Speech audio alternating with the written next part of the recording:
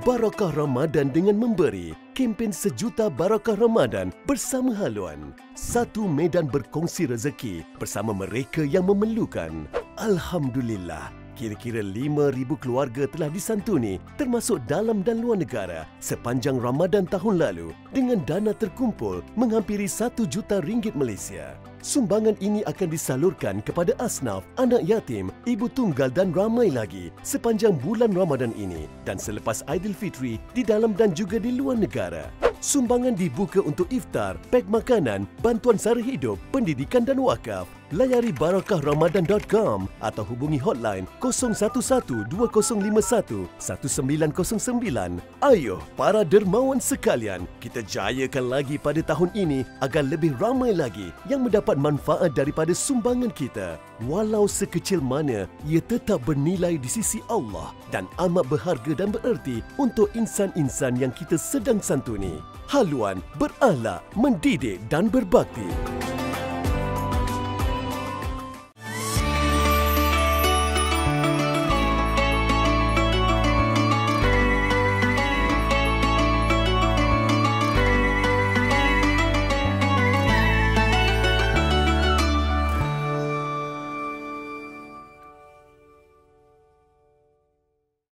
أعوذ بالله من الشيطان الرجيم بسم الله الرحمن الرحيم إنما أموالكم وأولادكم فتنة والله عنده أجر عظيم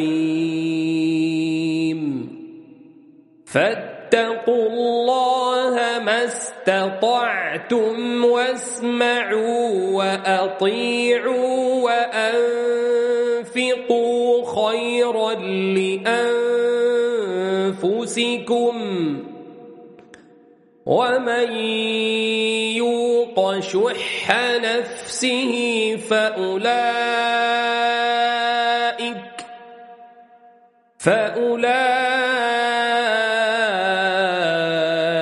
هم المفلحون إن تقرضوا الله قرضا حسنا يضاعفه لكم ويغفر لكم والله شكور حليم صدق الله العظيم. بسم الله الرحمن الرحيم.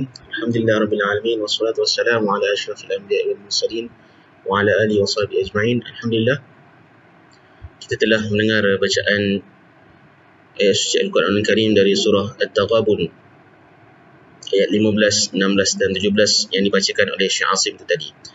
Alhamdulillah, ayat ini menceritakan kepada kita tentang bagaimana Allah Subhanahu Wa Taala memberi pekanan kepada kita, yang mana kalau kita lihat terjemahannya dan ayat sebelum itu lagi, Allah SWT telah memberikan peringatan kepada kita, kepada orang yang beriman. Jika kita lihat kepada terjemahan ayat ini, Allah menyebut sesungguhnya harta benda kamu dan anak kamu itu hanyalah menjadi fitnah ataupun ujian, dan di sisi Allah Subhanahu Wa Taala itu jugalah pahala yang besar. Oleh itu bertakwalah kamu kepada Allah supaya sedaya upaya kamu, dan dengarlah akan pengajaran-pengajarannya, dan taatlah dan berinfaklah khairan lakum, maka ianya lebih baik dan amatlah baik bagi diri kamu, dan khairan li anfusikum wa man yuqa shuhha nafsihi fa ulaika humul muflihun. Dan sesiapa yang menjaga serta memelihara dirinya daripada dipengaruhi oleh syuhha nafsihi, daripada dipengaruhi oleh sifat bakhil, tabiat bakhil, fa ulaika humul muflihun, maka mereka lah orang-orang yang berjaya. In tuqridullaha qardan hasana, sekiranya kamu, jika kamu memberi pinjaman kepada Allah Subhanahu Wa Taala dengan pinjaman yang baik, qard yang baik, pinjaman yang baik yang ikhlas kerana Allah Subhanahu Wa Taala, yudha'ifu lakum, Allah Subhanahu Wa Taala akan menggandakan balasannya kepada kamu, wa yaghfir lakum, dan Allah Subhanahu Wa Taala akan mengampunkan kamu. Wallahu syakurun halim, sungguhnya Allah itu maha syukur ataupun yang sangat bersyukur, dan Allah itu maha halim, maha penyabar. Syukur itu pun maksudnya penghargaan dan memberi balasan di atas apa yang kita lakukan. Jadi insyaAllah kita akan lihat lebih lanjut tentang ayat ini, di mana Allah SWT, jika kita lihat dalam ayat ini, Allah SWT sebelum itu dalam ayat 14, Allah menyeru kepada orang-orang beriman, memperingatkan kita bahawa isteri-isteri kita, anak-anak kita boleh menjadi musuh kepada kita. Maka kita perlu berhati-hati, perlu mengambil iktibar, berhati-hati, dan kita melakukan kebaikan, bersabar, dan kita membuat kebaikan supaya Allah SWT akan mengampunkan dosa-dosa kita, dan Allah maha penyayang. Kemudian Allah memberi peringatan kepada kita, innama amwalukum wa auladukum fitnah, sesungguhnya harta kamu dan anak-anak kamu itu satu fitnah. Fitnah di sini bermaksud ujian. Allah SWT menyebut innama amwalukum wa auladukum, Allah mendahulukan harta di situ kerana ayat sebelum itu, ayat 14, Allah SWT menyebut tentang isteri dan anak-anak. Maka di sini Allah SWT mendahulukan harta berbanding dengan anak-anak, kerana anak-anak itu tadi telah disebut dengan ayat sebelum itu tadi.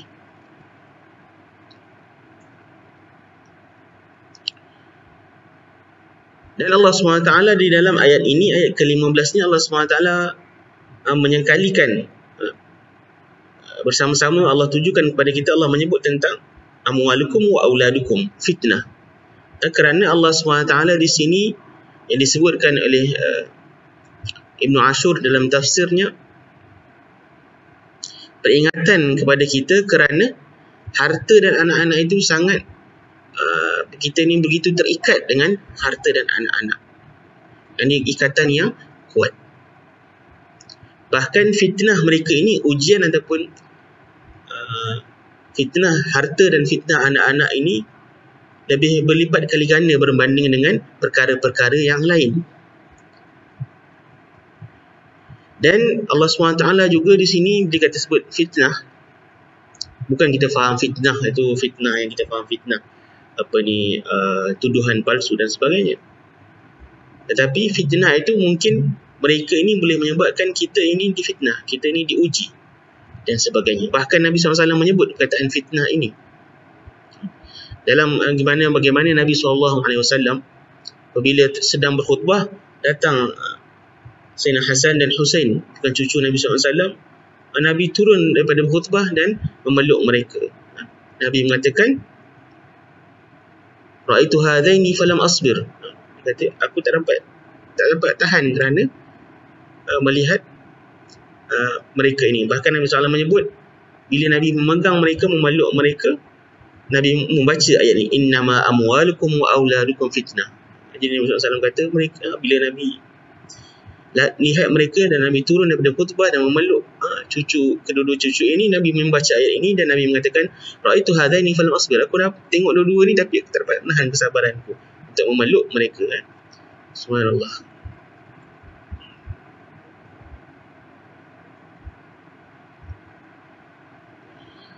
Dan juga para sahabat, bagaimana Sayyidina Umar dengan Huzaifah. Satu hari Sayyidina Umar mengatakan kepada Huzaifah bin Yaman, sahabat Nabi radhiyallahu anhum jami'an. Umar mengatakan kepada Huzaifah, bagaimana kamu berpergian pada hari ini? Huzaifah mengatakan, dia kata apa? Asbahtu uhibbul fitnah wa akrahul haq. Dia kata, aku pagi ni aku suka pada fitnah, aku mencintai fitnah dan aku bencikan kepada kebenaran. Sayyidina Umar bertanya pula, mahadha, apakah yang dimasukkan? Huzaifah mengatakan, uhibbu waladi wa akrahul maut. Aku cintakan, aku sayang kasih kepada anakku dan aku benci kepada kematian. Jadi fitnah itu adalah anak-anak dan kematian itu adalah kebenaran, hak. Dan Allah menyebut di akhir ayat ini, Allah mengatakan, wallahu indahu ajrun azim. Jadi Allah SWT menyebut dan bagi Allah di sisinya ada ganjaran yang besar. Ganjaran apa tuan-tuan dan puan-puan yang dirahmati Allah sekalian? Iaitu ganjaran sekiranya kita sabar menghadapi fitnah ini, ujian anak dan ujian harta ini, ujian harta dan ujian anak ini, maka Allah SWT akan memberikan ganjaran yang besar. Ganjaran yang besar di sisi Allah Subhanahu Wa Taala, sama ada kita sabar menghadapi perkara yang negatif dari fitnah ujian harta dan anak-anak ini, ataupun yang positif. Sebab ujian ini besar. Mungkin ujian yang baik, mungkin ujian yang kita nampaknya benda yang negatif, mungkin ujian satu yang positif, ujian yang kita nampak kesusahan, ujian kesenangan. Jadi kedua-dua itu adalah ujian. Dan Allah mengingatkan sekiranya kita berjaya menghadapi ujian ini, fitnah harta dan anak-anak, Allah SWT akan memberikan ganjaran yang besar. Itu ganjaran pertama yang Allah berikan pada mereka yang berjaya dan bersabar dalam menghadapi ujian fitnah dan anak. Dan kita teruskan pada ayat seterusnya. Ayat Allah SWT menyebut dalam ayat yang ke-12. Ayat yang ke-16 ini Allah menyebut tentang takwa. Di mana kita lihat takwa ini merupakan salah satu matlamat kita berpuasa. Kutiba alaikumusiyam kama kutiba alal ladzina min qablikum la'allakum tattaqun. Agar kamu bertakwa. Maka takwa ni Allah sebut juga dalam ayat ini, fattaqu. Maka bertakwalah kamu di atas apa yang disebutkan tadi. Allah sebut dalam ayat 14 tentang isteri dan anak-anak. Ayat ke-15 yang sebelum tadi kita sebutkan tentang harta. Maka kita bertakwa dalam isteri kita, dalam anak-anak kita, dalam harta kita, insya-Allah. Allah sebut sini, bertakwalah kamu kepada Allah Subhanahu Wa Taala. Bertakwa dalam ketaatan, bertakwa dalam menjauhi maksiat. Jadi arahan ialah kepada kita sebagai orang-orang beriman.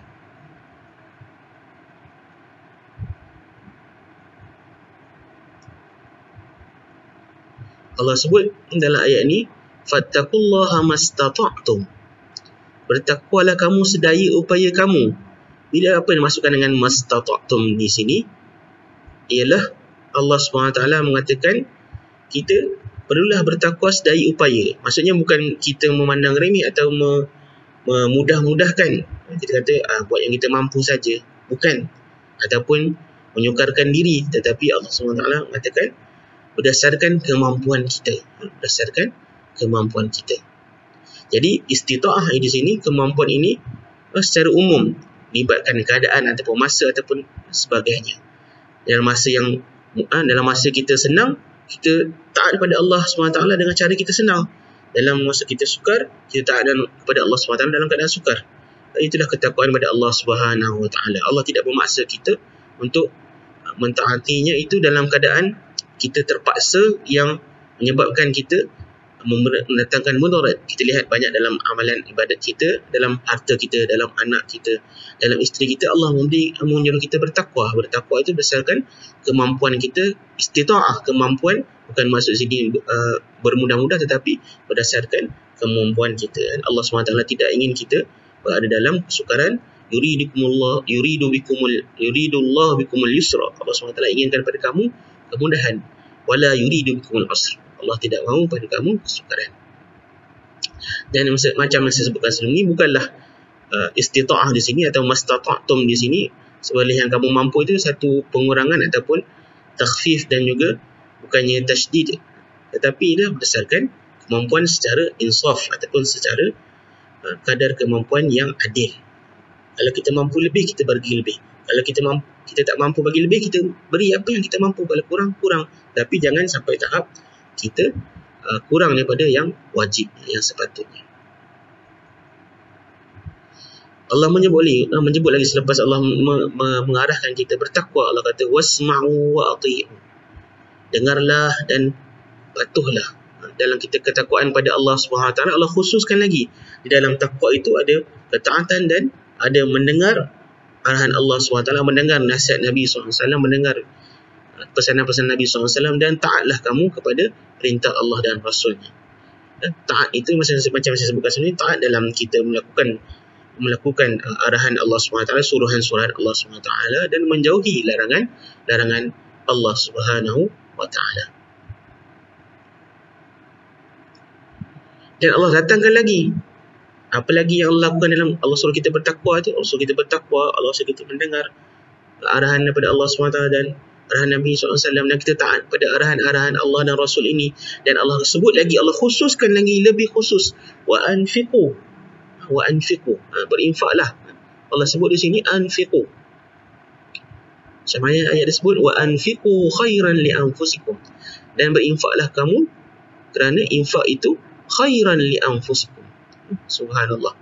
Allah sebut di sini berinfaklah kamu secara khusus, lebih khusus dalam perkara-perkara yang disuruhkan tadi. Allah kata taat.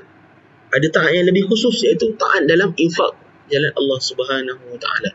Jadi infak di sini secara umum, ada infak yang wajib, ada infak yang sunat yang digalakkan. Infak yang wajib, kita memberi nafkah kepada keluarga kita, anak-anak kita, isteri kita, itu satu yang kewajipan. Dan yang lebih umum ialah infak kita lakukan, infak yang sunat yang digalakkan, lebih-lebih lagi dalam bulan Ramadan ini. Mudah-mudahan Allah Subhanahu Wa Taala memudahkan urusan kita untuk kita berinfak jalan Allah Subhanahu Wa Taala. Bagaimana Allah Subhanahu Wa Taala mengatakan berinfaklah kamu? Kerana lihat tadi Allah sebut tentang harta, kan? Fitnah harta. Bila kita infak, insya-Allah dapat mengurangkan keterikatan hati kita dengan harta. Sebab itu kita akan lihat selepas ini Allah akan menyebut tentang jiwa kita, tentang nafsu kita.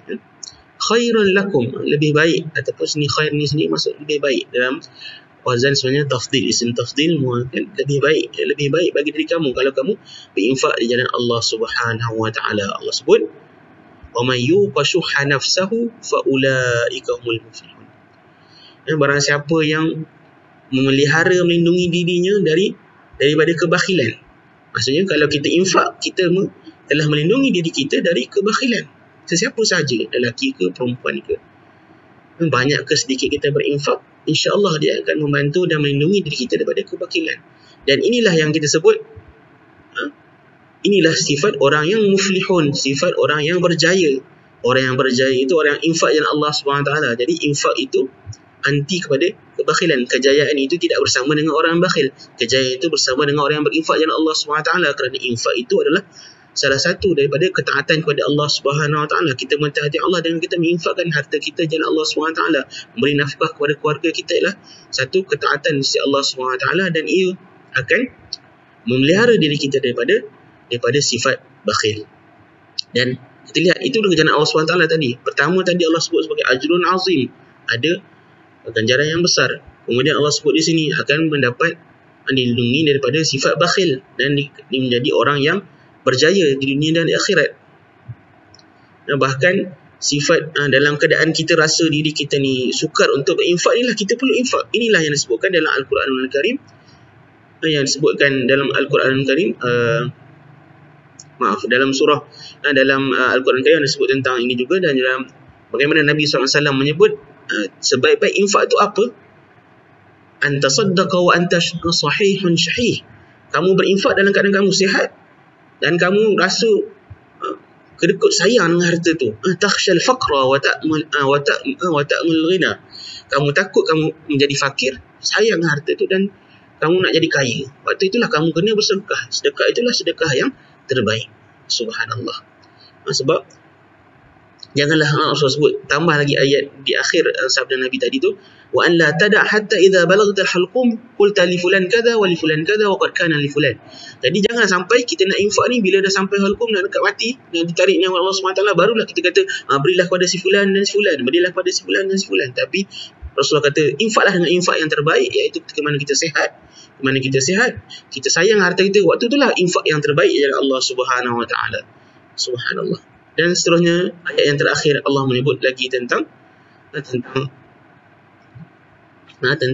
ayat yang kita sambung ini, tentang Allah katakan tentang infak. Allah terangkan lebih khusus tentang infak ini apa sebenarnya di sisi Allah SWT. In tuqridullaha qardan hasana.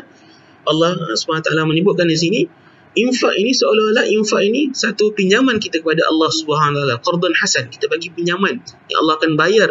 Bahkan Allah kata di sini yudha'ifu lakum wa yaghfir lakum. Bila kamu berhutang, bila kamu memberi pinjaman kepada Allah Subhanahu Wa Taala, Allah akan gandakan pula bayaran tu. Subhanallah. Dan Allah apa lagi? Allah berikan pengampunan. Allah kata membayangkan kepada kita, memberikan satu gambaran kepada kita, ia umpama kita berhutang. Dan Allah ini akan membayar hutang kita tu dengan berganda, dan Allah memberikan pengampunan bagi kita. Subhanallah. Dan Allah sebut di akhir ayat itu, Wallahu syakurun halim.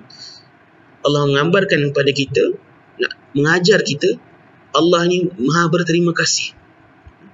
Bukannya Allah ni perlukan kepada terima kasih kita, tetapi Allah menunjukkan kepada kita bahawa bila kita melakukan kebaikan, Allah akan berikan. Allah akan bayar kebaikan itu dengan kebaikan, sebagai tanda seolah kita mensyukuri Allah SWT. Allah juga suka orang yang bersyukur, bahkan Allah tunjukkan bahawa dia juga seperti orang yang bersyukur. Bahkan lebih hebat itu, sentiasa mengasihi hamba-Nya, syakurun halim. Dan juga Allah ini maha penyabar, yang memberi peluang kepada siapa yang bersalah untuk bertaubat. Subhanallah. Allah sebut sini syakurun halim.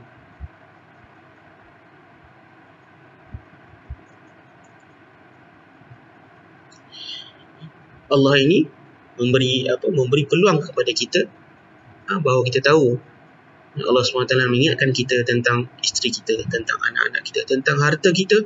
Inilah yang ada dalam kehidupan kita, yang perlu kita lihat sebagai ujian, fitnah. Disebut sebagai fitnah. Allah nak uji pada kita, maka kita perlu menghadapi ujian ini dengan sabar. Allah akan berikan ganjaran yang besar si Allah SWT. Allah suruh kita taat pada Allah SWT, taat dalam ketaatan. Taat dalam ketaatan sama ada melakukan kebaikan dan menjauhi larangan. Dan juga Allah menyuruh kita dalam antara ketaatan itu yang dikhususkan, yang berkaitan dengan harta, iaitu kita bersedekah, berinfak jalan Allah SWT. Sesungguhnya as-sadaqatu tudfi'ul khataya kama yudfi'ul ma'un nar. Sesungguhnya ketaatan itu, sesungguhnya sedekah itu memadamkan kesalahan-kesalahan, memadamkan dosa-dosa kita umpama air yang memadamkan api. Di sini Allah SWT menyebut Allah menggandakan bayaran pinjaman kita itu tadi dengan Allah SWT. Allah menggandakan infak kita itu tadi dengan ganjaran yang besar si Allah SWT yang berganda-ganda. Bahkan dalam ayat lain banyak Allah ceritakan at'afan katsira, gandaan yang sangat banyak. Subhanallah, Allah Maha Pemurah.